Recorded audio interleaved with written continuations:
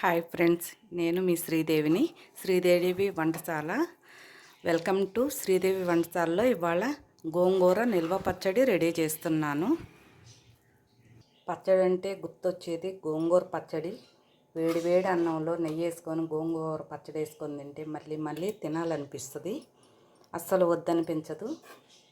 So మీరు కూడా గోంగూర పచ్చడిని ఎక్కువ రోజులు నిల్వ ఉండేలా మంచి రుచిగా పర్ఫెక్ట్ కొలతలతో నేను చేసినట్టు మీరు ట్రై చేయండి, చాలా బాగుంటుంది. దీనికి కావాల్సిన పదార్థాలు ఏంటియో మళ్ళీ మనం ఇప్పుడు వీడియోలో చూద్దాము. ఓకేనండి, స్టార్ట్ చేద్దాం. గోంగూర నిల్వ పచ్చడికి కావాల్సిన పదార్థాలు: ఎండుమిర్చి, ధనియాలు, జీలకర్ర, మెంతులు, ఆవాలు, కరివేపాకు, వెల్లుల్లి గడ్డలు. ఇప్పుడు సరిపడా ఆయిల్ వేసుకుందాం. ముందుగా ఎండుమిరపకాయలు వేస్తున్నాను. ఇవి వేయించి పెట్టుకోవాలి. ఇవి లైట్గా ఏగినవి, మరీ బ్లాక్గా రాకుండా తీసి మనం ప్లేట్లో పెట్టుకుందాం పక్కన. ఇప్పుడు దీంట్లోనే మెంతులు వేస్తున్నాను, ఆవాలు. వీటిని కూడా కొంచెం కలర్ వచ్చేలా వేయించుకుందాం. దీంట్లోనే ధనియాలు వేస్తున్నా.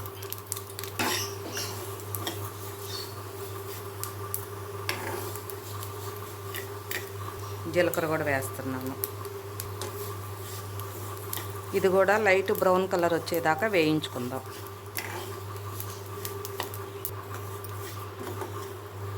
ఇవి కూడా వేగినవి ఈ పక్కన పెట్టేసుకుందాం. ఇది ఎర్ర గోంగూర శుభ్రంగా కడిగి ఆరబెట్టాను. ఇది మనం బాండీలో వేసుకొని వేయించుకుందాం. లైట్గా కొంచెం ఆయిల్ వేసుకొని. గోంగూర వేయించుకోవటానికి కొంచెం ఆయిల్ వేస్తున్నాను.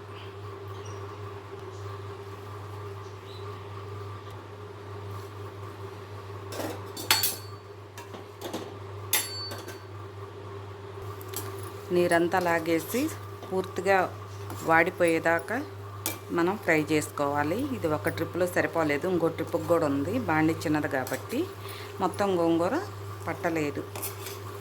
సెకండ్ టైం కూడా వేయించుకోవాలి. ఇది బాగా నీరంతా లాగాలి. నీరు లాగితేనే మనకి గోంగూర పచ్చడి నిల్వ ఉంటుంది.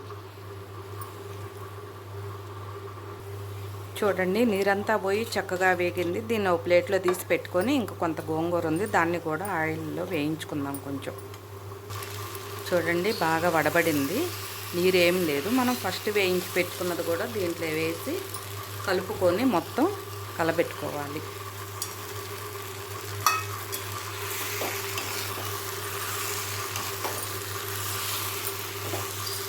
ఇలా అయిపోయినాక దీన్ని మనం మిక్సీలో వేసుకోకుండా దీంట్లోనే ఇట్లా మెత్తగా ఇట్లా చేసుకుందాం. మిక్సీలో వేసుకుంటే మరి మెత్తగా అయిపోద్ది. అలా కాకుండా కొంచెం పలుకులు తగులుతూ ఉంటే నోటికి చాలా బాగుంటుంది. అందుకని దీంట్లోనే ఇలా చేసేసుకుందాం. చూడండి, మెత్తగా వచ్చేసింది. ఇప్పుడు మనం తాలింపు పెట్టుకుందాం. తాలింపుకి బాండీ పెట్టాను. 300 గ్రాముల వేరుశనగ నూనె వేస్తున్నాను.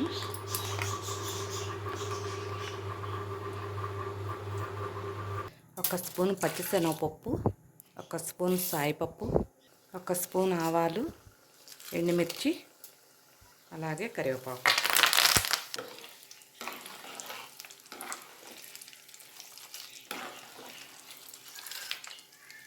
వెల్లుల్లి రెబ్బలు. తాలింపు కొంచెం ఎర్రగా వచ్చేదాకా వేయించుకోవాలి. తాలింపు కాలిందంటే మనకి పచ్చడి టేస్ట్ పెరిగిపోతూ ఉంటుంది, చాలా బాగుంటుంది. పచ్చిగా ఉన్నప్పుడే వేయగాకండి. ఇలా పప్పులు ఇగో ఎర్రగా రావాలి. ఇప్పుడు పక్కన పెట్టుకున్న గోంగూర వేసేసుకుందాం తాలింపులో.